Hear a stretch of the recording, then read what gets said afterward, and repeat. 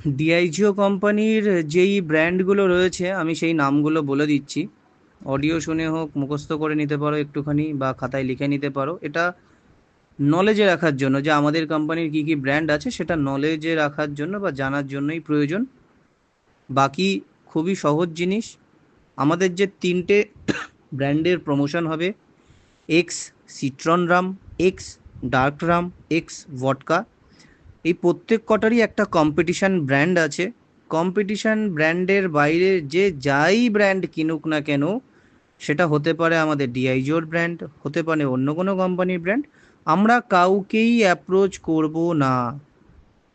যদি কোনো customer Bacardi white rum, Bacardi ginger, Bacardi mango chilli কিনতে আসে, তখন তাকে আমরা এক্স সিট্রন রামের জন্য বলবো। যদি কোনো customer old Monk, old Monk gold reserve, old Monk coffee, old Monk spice কিনতে আসে, তখন তাকে আমরা এক্স ডার্ক রামের জন্য বলবো। যদি কোনো কাস্টমার ম্যাজিক মুমেন্ট অথবা হোয়াইট মিস্চিপের লেমন ফ্লেভার বা গ্রিন অ্যাপেল ফ্লেভার বা অরেঞ্জ ফ্লেভার কিছু নিতে আসে, তখন তাকে আমরা এক্স ভডকার জন্য বলবো। এর বাইরে কাউকে কিছুই বলবো না। এবার আসছি ডিআইজিওর কী কী ব্র্যান্ড মার্কেটে রয়েছে। Okay, McDowell's number one celebration rum, যেটাকে অনেকে ট্রিপল এক্স রাম বলে, McDowell's number one celebration rum. DSP black, Bagpiper, এগুলো ছিল, বাদ দাও, এগুলো এখন অন্য কোম্পানি কিনে নিয়েছে। তো McDowell's celebration rum number one luxury, number one original, number one platinum, royal challenge gold whisky, American pride, antiquity blue, signature premier, black dog, black and white, double black, black dog triple gold, Smirnoff ভডকা।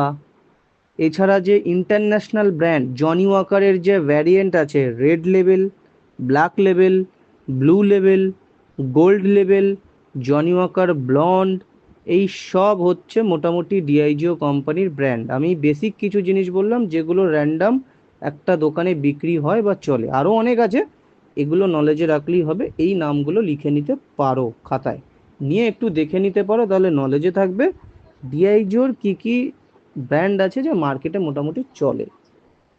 ওকে, আর বাকি script তো অবশ্যই ready রাখো।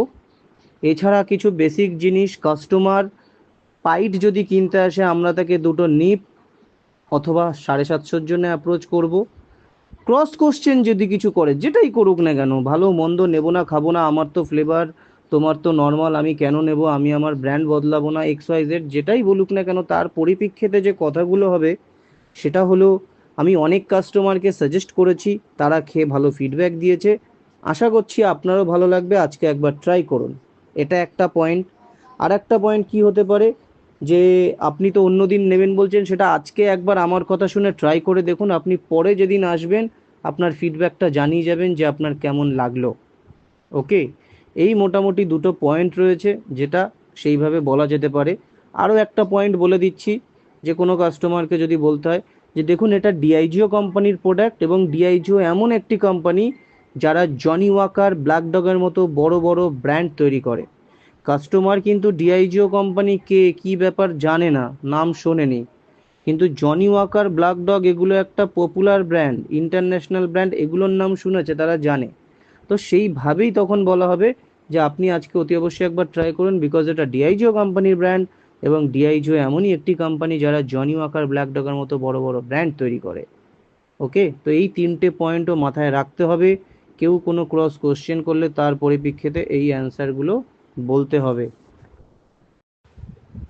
তো আমি এখানে বলে দিচ্ছি customer দোকানে আসলে কিভাবে তার সাথে কথা শুরু করতে হবে, আমি সেটাকে এখানে ভালো করে বলে দিচ্ছি।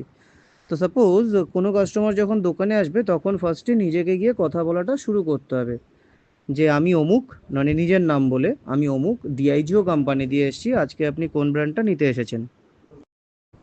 দেন কাস্টমার যে ব্র্যান্ডটা নিতে আসবে, মানে আমাদের ব্র্যান্ডের যে কম্পিটিশন ব্র্যান্ড যদি নিতে আসে, তাহলে তাকে আমাদের ব্র্যান্ডটা সাজেস্ট করব, তার ফিচার্স বলবো, তার অফার বলবো, এইভাবে তাকে অ্যাপ্রোচ করব। তো যদি কোনো কাস্টমার বাকাডি হোয়াইট রাম নিতে আসে বা বাকাডি জিঞ্জার বা বাকাডি ম্যাঙ্গো চিলি নিতে আসে, তখন তাকে আমরা এক্স সিরিজ সিট্রন রামের জন্য বলবো। যদি কোনো কাস্টমার ওল্ড মঙ্কের কোনো ভ্যারিয়েন্ট কিনতে আসে, তখন আমরা তাকে এক্স সিরিজ ডার্ক রামে বলবো। আর যদি কোনো কাস্টমার ম্যাজিক মুভমেন্ট ভডকা অথবা হোয়াইট মিসচিফ ভডকার যে কোনো ফ্লেভার কিনতে আসে, মানে অল ভেরিয়েন্ট, তখন তাকে আমরা এক্স সিরিজের ভডকার জন্য অ্যাপ্রোচ করব। তো আমি একটা ডেমো দিয়ে দিই। আপনি মনে করুন প্রমোটার, দোকানে আছেন, কোনো কাস্টমার দোকানে এলো, তো যেভাবে তাহলে কথা শুরু করতে হচ্ছে যে নমস্কার দাদা, আমার নাম এই, আমি ডিআইজিও কোম্পানি দিয়ে এসেছি, আজকে আপনি কোন ব্র্যান্ডটা নিতে এসেছেন? তো কাস্টমার বলল বাকাডি হোয়াইট রাম নেব। তখন যে আপনার অ্যাপ্রোচটা হবে যে আপনি আমাদের এক্স সিরিজের সিট্রন রামটা ট্রাই করতে পারেন। এটা ফ্রেঞ্চ লেমন মিক্স করে তৈরি করা হয়েছে এবং এটা খেলে আপনি একটা লং লাস্টিং লেমন ফ্লেভার পাবেন। এটা খেতে অনেকই স্মুথ এবং ফ্রেশ। এটা লেমন সোডা দিয়ে যদি মিশিয়ে খান তাহলে খুব ভালো লাগবে। আশা করছি ব্র্যান্ডটা ভালো লাগবে, আজকে একবার ট্রাই করে দেখুন। এই হলো অ্যাপ্রোচটা হলো। তো সেম একইভাবে আপনি দোকানে আছেন, কোনো কাস্টমার যদি ওল্ড মঙ্কের কিছু কিনতে আসে, তখন কি বলতে হচ্ছে যে দাদা আপনি এক্স সিরিজের ডার্ক রামটা ট্রাই করতে পারেন। এটা জামাইকান রাম এবং ইন্ডিয়ান রাম মিশিয়ে তৈরি করা হয়েছে। এটা খেতে খুবই স্মুথ এবং স্পাইসি বা রিচ। কোকা কোলা দিয়ে খেলে এটাকে খুব ভালো লাগবে। ওকে। একইভাবে যদি কোনো কাস্টমার ম্যাজিক মুভমেন্ট বা হোয়াইট মিসচিফ নিতে আসে, তখন কি বলতে হবে যে দাদা আপনি এক্স সিরিজের ভডকাটা ট্রাই করতে পারেন।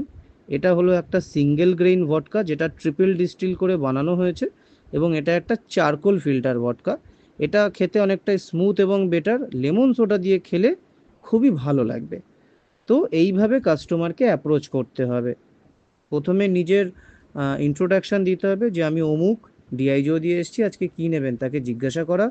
কাস্টমার যে কম্পিটিশন ব্র্যান্ডটা নেবে তার পরিপ্রেক্ষিতে আমাদের ব্র্যান্ডটা তাকে সাজেস্ট করা, তার ফিচার্সটা বলা। ঠিক আছে? এইভাবেই অ্যাপ্রোচটা করতে হবে কাস্টমারকে।